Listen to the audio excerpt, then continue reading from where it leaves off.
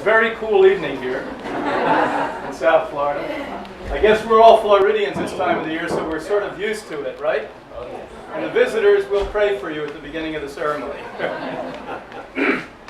It's very seldom that I have the honor to introduce somebody that's made such a significant difference in the world of honest science. And I'll repeat that. Honest science. Most of what we read and hear, and you've been taught over your lifetime, is fraudulent science, manipulated science, and corporate science. We have the great privilege in the field of honest science to have Dr. Campbell in our ranks. Now, back in 1990, those of us in the field of health who have been calling out for decades, as this institute has for half a century, that meat and dairy food were extraordinarily destructive to human health and the planet and the environment, gained our very first wind in our sail that led us around the globe, and it hasn't stopped. And that wind was a China study report. At the time, I didn't know who Dr. Campbell was. But I can tell you, I've read that report, which is this thick, from cover to cover several times. So we honor him for that. The second most important thing he did is came to the conclusion that a handful of obscure scientists probably understood what he was talking about, but the lay public would never have that in their hands. And you, the lay public, would probably never know about Dr. Campbell and his work. So wisely, he got together, which I may say in front of him now, with a brilliant writer, and I mean brilliant. I write, and believe me, I wish I was as good a writer as his son. And together, they put together the China study, the book that literally is understandable, fun to read, and completely explaining why each and every one of you should avoid certain foods in your life, and why each and every one of you, to gain health, have to partake of certain foods. So what I would like to say to you, Dr. Campbell, is that this organization would like to honor you for what you've done for the field of honest health and science, and I congratulate you.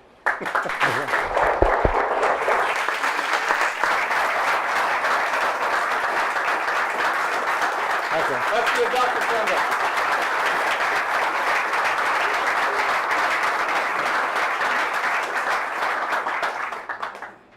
Thank you, Brian. He's obviously, on behalf of the Institute, has very graciously given me this, this placard, which is very nice, and asked me to read it, so I will. Hippocrates Health Institute honors Dr. T. Colin Campbell for his extraordinary work and conquest against misunderstanding and disease on this day, August 23rd, 2005, which incidentally I just remember is the birthday of my brother, who's an attorney. So I'll make this all very legitimate. Doctors Anna Maria and Brian Clement with staff, basically providing this, of course. And with a quote here at the bottom, which I really like, it's not the food in your life, it's the life in your food.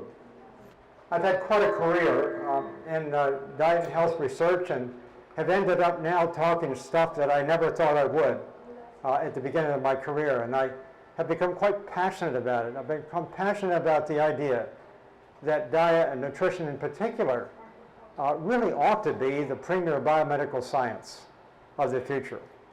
And unfortunately, within the scientific medical establishments, at best is considered to be about a third-rate science. And so my aim is not to sell any specific formula, but rather to just simply, if I can, with the help of lots and lots of other people, argue the case that nutrition is so, so important.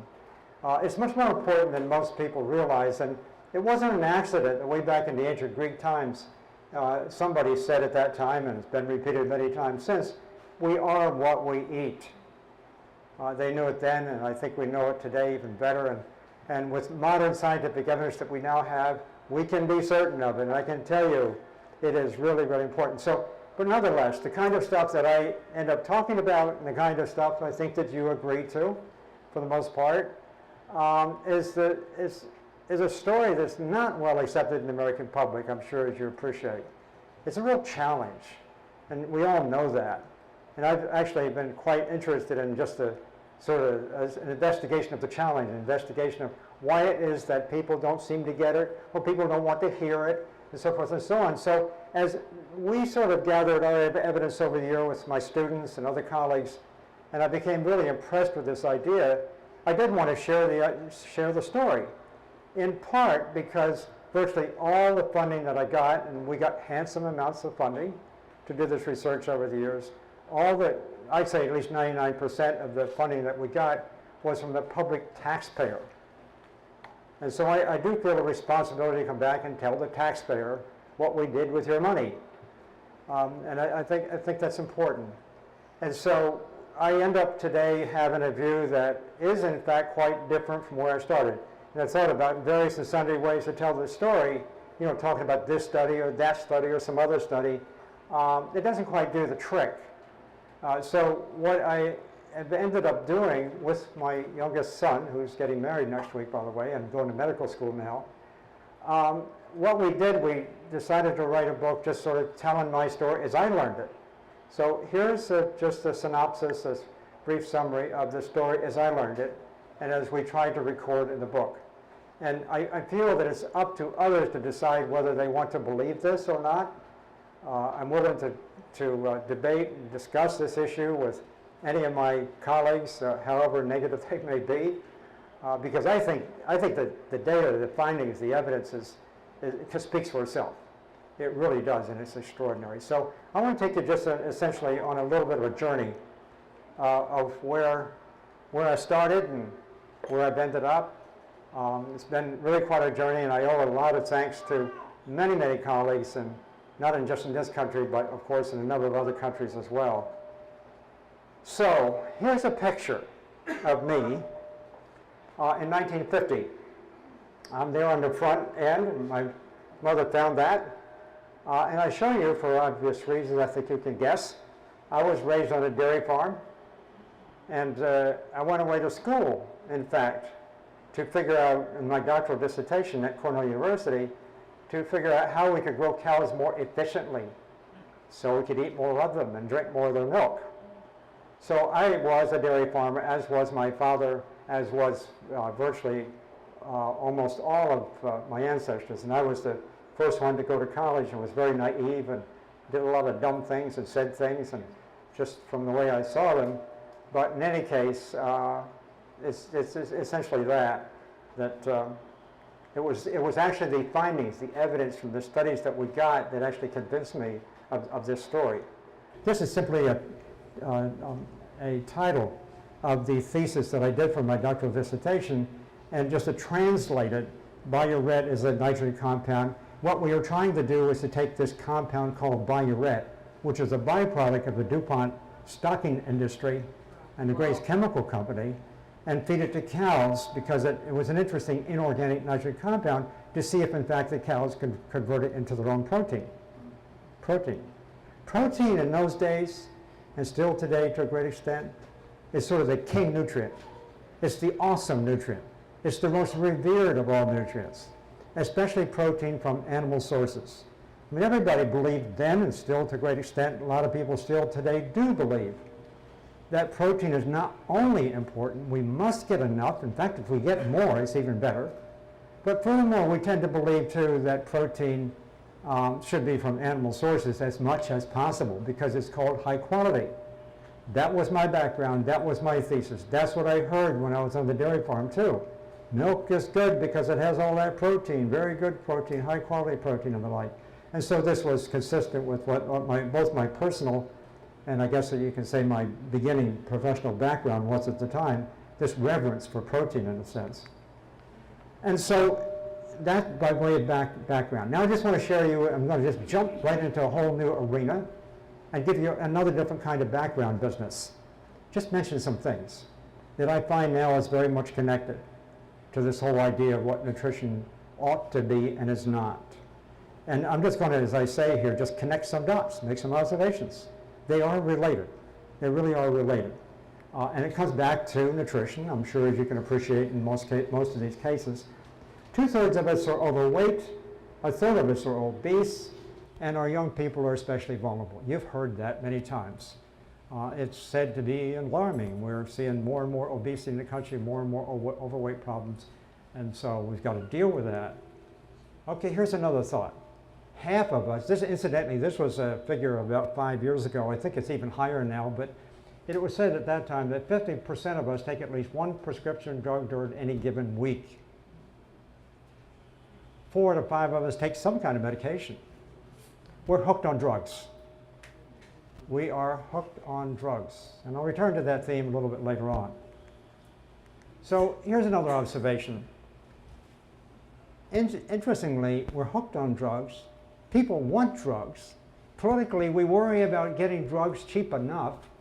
And you know the big political debate about whether we can go to Canada and get it or not and all that kind of thing, making sure that the older folks have an opportunity to get drugs. I mean, it's focused a lot on drugs. But still, most people still want and expect more drugs. They want more drug development. They demand it. I think that's quite clear. But then, you've heard the stories recently. I mean, these stories are popping up with an alarming frequency. You know, about drug costs, drug failures. You heard the stories about Biochemistry, the big decision that was just made recently, awarding a woman for her husband's death because of what Merck had done. But in any case, these are now really celebrated cases. Vioxx, Celebrex, Zoloft, Prozac, thalidomide of some years ago.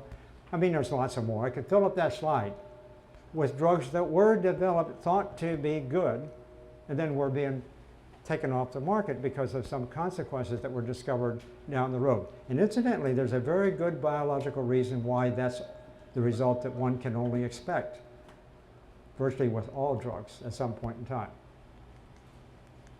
Okay, connecting some more dots.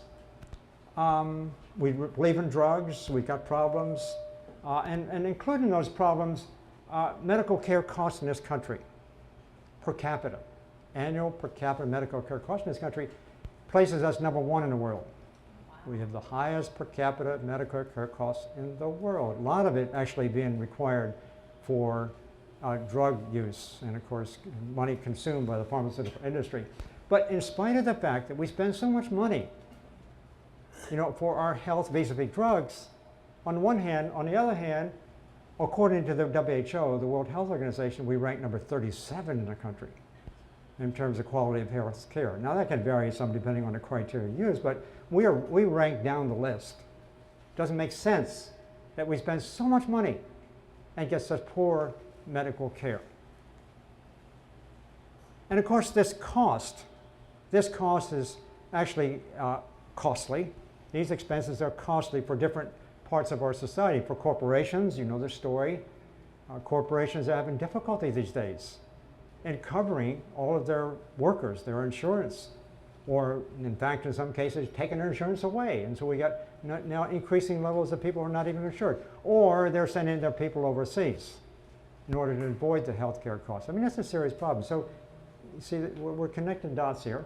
Government bodies, of course, I'm talking in that case about municipalities and local government bodies who have to pay their bills, you know, from the taxpayer. And a lot of these bills, in fact, are going to be used, are really for paying for the insurance, the health insurance of current employees as well as retired employees. Schools, you know, that's a big problem. I mean, schools across this country, escalating, you know, budgets, you know, the story around the country, are occurring in large measure because of the unprecedented rate of increase of health care costs of the staff of the schools and the retirees of the school system. That's what's driving it. And so school budgets are becoming more and more difficult because as they have to pay a larger and larger fraction of the money, they have to cut programs that are precious to a lot of people. Or they have to go back to the taxpayer, raise taxes. You know how that goes over. So again, problems, big problems. Now we just recently, you may have heard the story, a projection. I don't know how serious this really is, but it's alarming. It's a legitimate point. Life expectancy in this country, which incidentally already places us about 20th in the world. There's about 20 other countries that are higher than us. Now is projected possibly to be turning around and going down. we're going to be living longer than our children. That's the story behind that one. So, all this stuff, you know, you just think about it.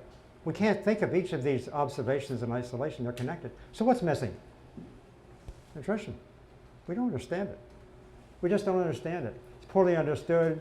Research funding hardly exists. I could make a point that is really, it's just pocket change for nutrition research on the part of the government. I know part of that process very well because I was the recipient of some of that money, and I was also the judge or the reviewer deciding, you know, for the government who should get the money in the area of nutrition. But it's just really a very small amount. Doctors are not trained. And finally, national policy and the standards that are set by so-called expert panels in the government are corrupted these days by the food and drug industries. I'll come back to that a little bit later on and give you an illustration of what I mean by that. So, where does nutrition fit in? It doesn't. It just doesn't. People talk about nutrition all the time. The public is always talking about nutrition. I mean, there's hardly a topic, in a sense, that's closer to one's heart and interest than the question of food and health and nutrition. Everybody talks about it. But really, there's very little consensus in the public as to even what the word means. What the word means. Again, I'll come back to that. Now, enough of the background stuff. I want to just go back and jump back a few years when I first got involved after I finished my doctoral work, in a project that started raising flags for me, at least in terms of what I was thinking at the time and what my professors were thinking. Namely, I was in the Philippines and I was coordinating, in behalf of the State Department while I was at Virginia Tech, I was coordinating a nationwide program of feeding malnourished children. And so malnourished children in the world was, it's a concern to a lot of people. Malnourished children children who were malnourished were thought to be malnourished because of one or two things, nutritionally speaking. Number one, they weren't getting enough calories. Number two, they weren't getting enough protein.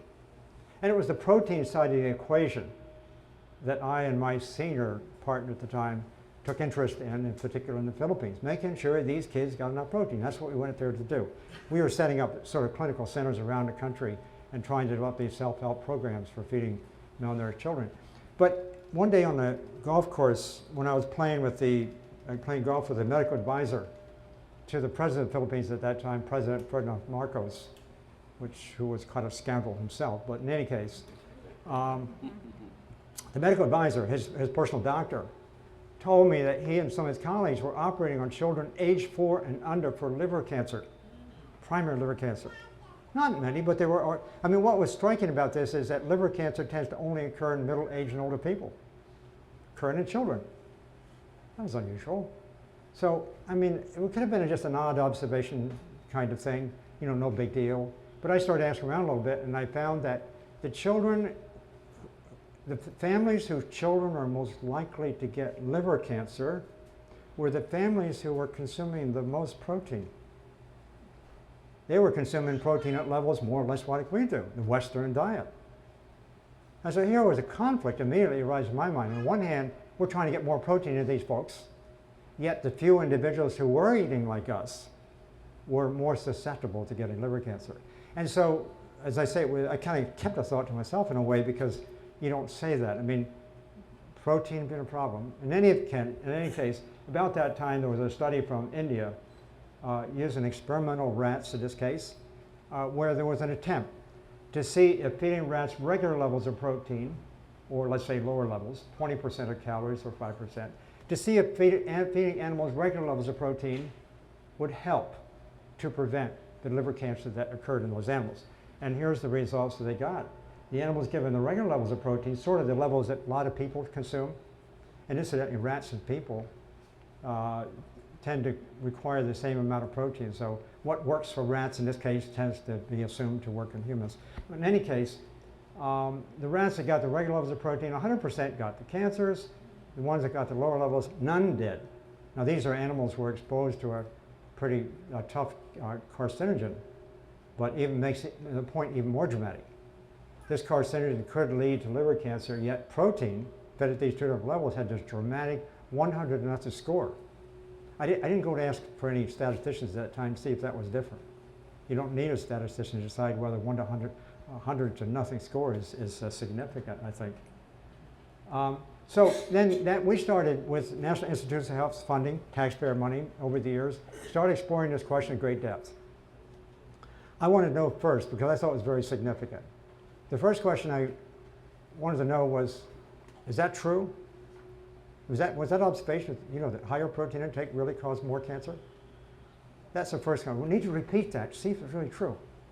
And the second thing, and we tend to do this in science a lot, we wanted to know how it worked. If you make an observation of some kind, some association like that, you gain a lot of confidence in whether or not it's real, whether there's a real cause and effect relationship here, if you can show how it works. So 2 points. Let's do the study in depth. Does it work? Secondly, how does it work? Okay? And so I'm going to just show you 2 slides. I can show you 100, but it really became convincing. And this work, incidentally, was all published in the very best scientific journals. I tell you that because you probably haven't heard it before. Nonetheless, it did meet the standards of the day. It turns out if you look at the formation of early liver cancer in these animals over time, from over 3 weeks to 6 weeks, 9 weeks, right after they had been exposed to carcinogen, you look over time and you look at the animals that are fed 20% protein. That's the regular levels. You see they get more and more and more cancer with time. In contrast, if you start some animals here, as they did, you bring it up here to 20, they're growing with 20%, and then you take another group and you switch them to 5%, see if it has any effect. It turns off. And then you put it back, turns on, turns off. In other words, we got to a point of not only showing this worked and it was true, and we learned a great deal about how it worked, and that's the story in itself, but we can actually turn on and turn off tumor development. By feeding protein levels, I'll tell you this, it's not shown here, feeding protein levels in excess of 10%. Protein is important. You need it as a nutrient. It's absolutely essential. But we only need about 10%. And so as soon as we start getting above 10%, that's when we see this cancer effect. And most people in this country consume more than 10%. So they put themselves at risk. That's essentially the bottom line. So in any case, we finally said, okay, that's the early cancer. Now let's go on down the line here. What happens over the lifetime of these animals? Let's talk about tumors over a lifetime. Maybe what happens early doesn't continue, through the whole time. So this study was done with actually considered a large study over a whole lifetime of these animals, essentially, to see if, in fact, their tumor formation was related to how much protein they consume. So again, 2 animals fed the lower levels and the regular levels, just like the Indian workers did. And at the end of the study, at the end of the 2 years, the animals that got the 20%, they got that kind of index. That takes into consideration both the tumor size and tumor number. That's a technical point, but it was a lot of cancer growing in these individuals fed 20%, for these rats fed 20%. In contrast, animals fed 5%, virtually no tumor growth. Repeating very nicely what had been done in India, repeating very nicely what we had done in a number of different ways. But here was what was really kind of striking about this. At 100 weeks, when basically that's the end of the lifetime of a rat, basically. At 100 weeks, the animals fed this lower level of protein, generally considered to be not enough. They were all living. And their coats were sleek, their hair was sleek, they were jumping around the cage, energetic, and seemed to have no cancer. The ones that got the lower amounts of protein. In contrast, the animals fed the regular levels, the desirable amounts, they're all dead. Again, that's about 100 and nothing score. So I'm talking about results here, not a 10% change, 20% change, that kind of stuff. I'm talking about really turning on and turning off cancer growth with nothing less protein. So let's look at the next thing then. It turns out the question, I'm sorry, it's shown up at the top there, it says experimental protein is, you had to ask the question, what is this protein I'm talking about? It's casein. Casein represents 87% of the protein of cow's milk. It's the main protein of cow's milk. That's what we could turn on tumor growth with simply feeding casein. So it turns out wheat and soy protein didn't have that effect, even when fed 20%. So all of a sudden, this idea, even however narrowly it focused, it was just on 3 proteins, 1 animal, 2 plant. Even though it was narrowly focused that way, we had done a lot of in-depth research on this. We could be convinced of what we were seeing. We could see this sort of dichotomy emerging. Animal proteins increase tumor formation, plant proteins don't, at least at these levels of intake. Very dramatic. And so I could have gone out at that time and said, I still could today, by the way, that of all the chemical carcinogens you know about, we know about, and all the chemical carcinogens we consume, the most potent chemical carcinogen, the one studied essentially in the most depth, the most potent chemical carcinogen is milk protein. Now, if I go on the news and say that, I don't know. I probably won't be back here to see you again. But in any case, I was very much involved in the government's program of testing chemical carcinogens, so I know about this. I gave this seminar to the laboratories that do that kind of work, both here in this country as well as in the international laboratory in France. And I don't get any argument with this sort of conclusion, but I do get silence when it comes to the question of whether or not the public should know this. So that's one kind of a side comment. The more interesting thing that at least that intrigued me at the time, aside from not going out and shooting off my mouth in a sense, it was basically to think about nutrition in a different way. When we do research on nutrition and we test one nutrient at a time, I have a problem with that. I was getting a problem with that in those days. I have a bigger problem with it these days. That's not nutrition. That's not nutrition. Taking one nutrient at a time, for whatever purpose, that's pharmacology. That's a derivative of drug development. It's not nutrition. And this will become apparent in a moment why I'm really saying this. I think it's really quite profound. And so what I wanted to do with the casein thing, I wanted to ask bigger questions about this casein thing. Does it really work?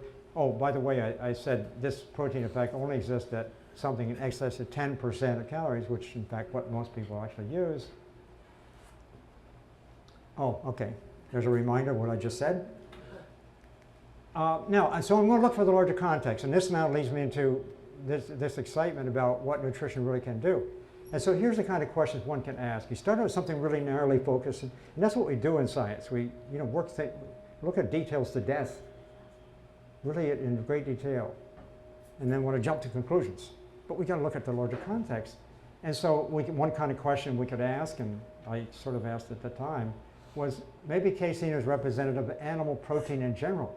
Maybe this is just reserved for milk protein. Maybe it's animal protein in general. Incidentally, we didn't go about testing all that kind of thing, but I'm really confident that is the case. Animal protein can turn on cancer. It's not just casein. But in any event, maybe it's not animal protein is not in and of itself the responsibility for cancer forming from meat and dairy and things like that. But maybe it's just animal foods, because animal foods have more protein. That's looking for the larger context, looking for other factors that might be involved here. But then again, we could even criticize that. We could say, well, maybe it's not just animal foods. As people tend to consume more animal foods, they eat less plant foods. And plant foods are protective. We know that. So now, all of a sudden, we're in a realm of talking about generalities. Animal food versus plant food. You choose a diet that's mostly plant food, advantage. You choose a diet, most animal food, disadvantage. That's essentially what it means. And then, of course, you can ask this question. So far, I talked pretty much about experimental animal research, except for the very beginning. I want to know whether this applies to humans. I tend to think it does. I will say it does. And furthermore, what we learned for nutrition about this protein in one disease, cancer, we want to expand it a little bit and ask, what about other diseases? It's one thing if we said casein, or animal protein causes cancer, but on the other hand, it's really good for protecting against osteoporosis. Can you imagine that kind of message? That's what you're being told, by the way. Somebody talks about a nutrient or food or whatever, you often hear this. Yeah, it maybe works here, but the opposite happens over here. To me, that makes no sense from the natural point of view. Absolutely no sense. So I really wanted to search this thing to see if, in fact, the message for one disease was consistent across other diseases. That was a key thing. So that's when the China study came along, this opportunity. And the opportunity came at the time that our two countries started to talk to each other in the early 1980s. And there was a gentleman from China, quite well known at the time, even here in the West, by the name of Chen Zhenshu, came to Cornell. He was the first senior Chinese scientist to come to the United States. And he came to work with me in my laboratory. Turned out to be a wonderful gentleman, great scientist, very good friend over the years. And so when he was in my group at Cornell University, we were told about a NOVA TV program in those days, in the early 80s. We were told about a NOVA TV program showing how the Chinese had established that, at least for throat cancer, esophageal cancer, it tended to occur in certain regions of China, not in others. And they had made they were making these color-coded maps. And so here's a sample of one of those maps. There's a sample for breast cancer in women. Can't see the color-coded so much, but the Chinese in 1980 and 81 came out with a beautiful atlas for about a dozen different cancers showing how, if you do it in a color-coded scheme like red and purple and orange, you can't see that so well. If you look across the country, you could see that cancer was a geographically localized disease. They were mostly consuming a plant-based diet, which in and of itself was unique, because all the other studies that were done up to that point in time had been on Westerners who were mostly consuming a Western kind of diet, high fat, high protein, low fiber. In China, they were consuming very low animal food intake. So I thought they were consuming too little animal food to really see anything meaningful. So that was, if I had a bias at the time, that was the bias essentially.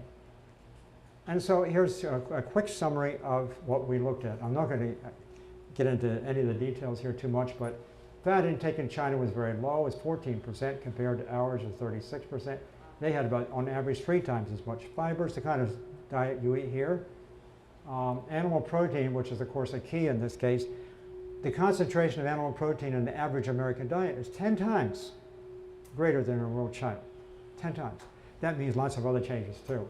Blood cholesterol levels are very low in China. The average was about 127. Their high was near our low. And without getting the details in the interest of time, let me just say this. They didn't have obesity and overweight problems, yet they were consuming about 30% more calories. How could that be? Consuming more calories, less body weight. That's a really interesting story. Part of that is related to physical activity, in fact, a lot of it is. But these are office worker Chinese, least active. There's another factor here, and that is when you're consuming your kind of diet, kind of I'm talking about here, you can actually, in effect, consume more energy. And some of that energy gets burned off as body heat. Also goes into allowing you to be more physically active. Those two things occur. And that's really what has a lot to do with controlling obesity over the long run. So we had just 100,000 about sort of associations to look at between diet and disease, what's in the blood, what's being consumed, all these kind of things. And so we just started looking at and studying these on a detail by detail basis and publishing these results. And just to make a long story short, it turns out that almost every time that we looked for an association, not every time, but the vast majority of the times that we were looking for association and asking the question, what does this association say about animal versus plant-based food?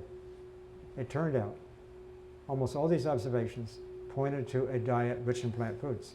And this was amazing because here was a population going from 80% plant foods up to 100%. So going from 80 to 100 was an advantage. It was an advantage. And it's one of the reasons I tend to say the closer we get to a plant-based diet, the healthier we're going to be. And incidentally, that thought at the time, those observations at the time, also tended to favor the idea that we're talking here more than just about cancer. We're talking about heart disease, diabetes, and a number of other so-called Western diseases. So this effect was really, at that point in time, getting very impressive. So then still to ask more questions, I keep thinking about in this larger context that I think is important. I was interested in seeing, what is this sort of animal versus plant-based diet have anything to do with other kinds of diseases? Here's a list. And every one of these, multiple cancers, heart diseases, multiple sclerosis, type 1 diabetes, that's young people, type 2 diabetes, Alzheimer's, cataracts, attention deficit disorder, attention deficit hyperactive disorder, big story. I wish I had the time to tell you about that. Maybe tomorrow I will. Osteoporosis, acne in teenagers, migraine. I mean, those and more all these studies, you can find in the legitimate scientific literature good evidence that these studies tend to occur. They tend to occur much more rapidly and more commonly when people are consuming animal-based foods and or consuming less of the whole vegetables and so forth, vegetables, fruits, and grains, or the plant-based foods. I mean, it's really remarkable. You know, if you look at all these professional websites these days or professional literature on this, they don't talk about the dietary effect. I mean, I'll tell you some more about this tomorrow for those of you who might show up. Now I'm going to give you the definition of nutrition. Now this sounds almost pedantic. It almost sounds, I don't know, abstract, too common sense or something. But it really is profound. So I think the nutritional effect is another way to say it is greater than the sum of its parts. It is a symphony. Now, I'm going to sort of conclude with this question here that I had often been asked over the last half dozen years as I would sort of begin to tell this. And so it's a question like, why haven't we heard this before? Why is this information so invisible? Because quite frankly, it has existed to some extent in the literature for many, many years, going back to a long, long time. So let me just share with you some ideas. And these ideas come from my having been involved rather intensively for 20 years, sort of helping to write national policy and national standards, diet and health policy, diet and health recommendations, and things like this, both nationally and internationally. And I unfortunately saw more than I guess would say I even wanted to know. But before I tell you what I'm going to show you here, just remind you that nutrition policy is very, very important. And there's two bodies in the United States that determine nutrition policy, and they meet every 5 years, and they come up with some recommendations. The first body is called the Institute of Medicine Food and Nutrition Board report. Their last report was in 2002.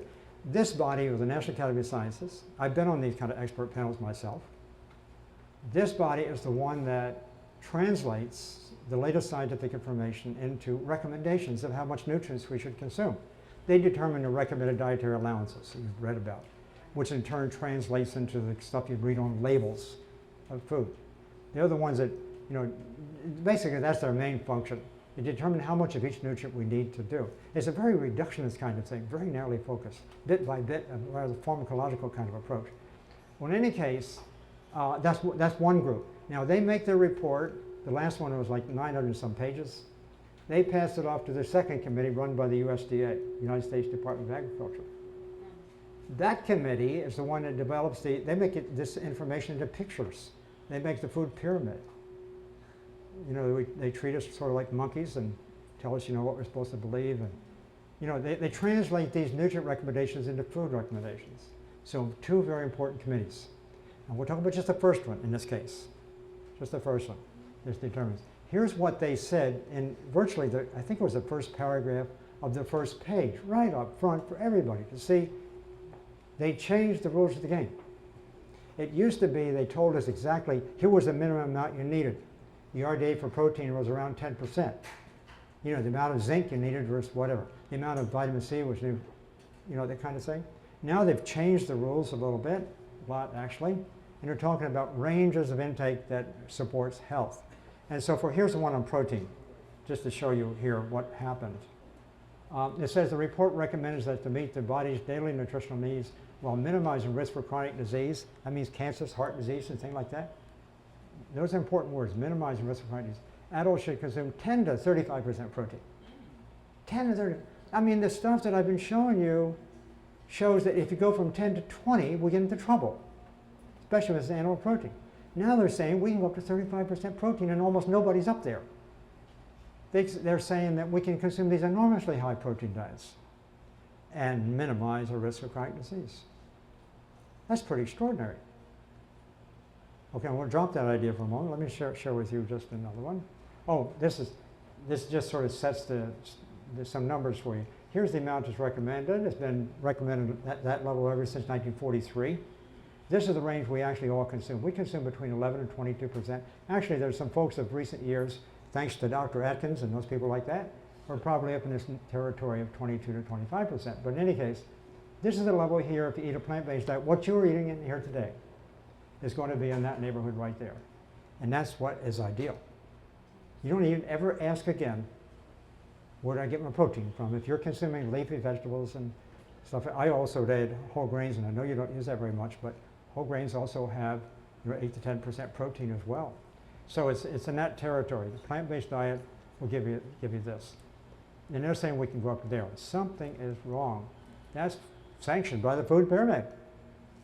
They just came out here just, a couple months ago or so, maybe a little bit longer than that ago. Okay, here's the other part of this sort of conclusion. This is what I want you have to put the two together. So we talked about protein, now we're going to talk about something else. We're going to talk about sugar, added sugar. Same statement. Report recommends that to meet the body's daily nutritional needs while minimizing risk for chronic disease. Added sugars, and they specifically mean, I'll put it in quotes, candy, soft drinks, fruit drinks, pastries. It should comprise no more than 25%. Wow. In other words, what they're saying, you can consume up to 1/4 of your calories now as candies and pastries and things like that, and this will lead to minimizing risk of chronic disease. I mean, the public hasn't been told this. It has not appeared in the press, essentially. It's gotten into the literature. Now, the second committee using this and making a food pyramid, they're the ones that decide what the school lunch program should look like. And we do have a wonderful school lunch program in this country, as you know. They decide on what kind of food we should consume in the hospital when we get sick. They decide on what kind of food the women and infants and children's program should have. So they decide also, these standards, they get translated onto labels and boxes that you read about, the labels. Anyhow, they say we can have up to 35% protein, we can have up to 25% added sugars. Great. So my son and I, my son did the calculation in this case, we decided to say, okay, let's take these recommendations and let's pick the number more or less right in the middle of the range and put together a diet that will minimize risk for chronic disease. Here it is, 18% protein right there between, 10 and 35%? The Dannon Institute is the leading dairy institute in the world. They have an interest in getting that protein thing up there about as high as they can get it. International Life Science Institute, that's a coalition of soft drink beverage companies. Wow. And so they have interest in sugar. Corporate donors funds, food companies, drug companies, Roche Vitamins and Mead Johnson's. I mean, those two there, their interest. M&M Mars, I think they're a real good nutritional company. So they want more sugar. And finally, I'm not going out on a limb, I'm just being, quite frankly, frank about this. I think one of the keys to all of this has to do with my colleagues, a few of which are nothing more than charlatans. They get themselves some reputation, they go to Washington, they sit as chairs, they get chosen as chairs of these committees, they help to choose the other members of the committees, and these chair people can be significant consultants to the food and drug industries. And they get away with it. They can even hide it, as they did recently. That's where it happens. That's where the influence is most powerful and most invisible as far as the public is concerned. A few individuals sort of setting the agenda, choosing the members, and getting involved in doing this kind of stuff in behalf of their clients, if I might add. So I'm getting near the end here. I put together a diet and lifestyle health guide. I think you know this all. I mean, one you have here is essentially the same. Minimize, even avoid cooked food, processed meat. You can avoid that. Minimize use of added fat, oil, sugar, salt, white flour.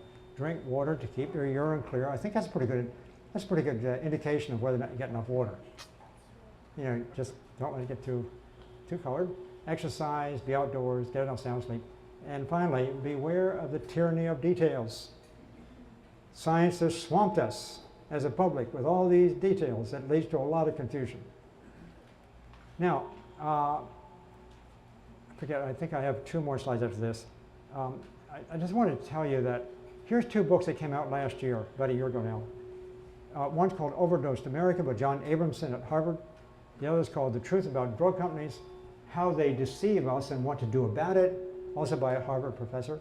What's interesting about this, they have really laid it on the line about what the drug companies are now doing to the medical profession.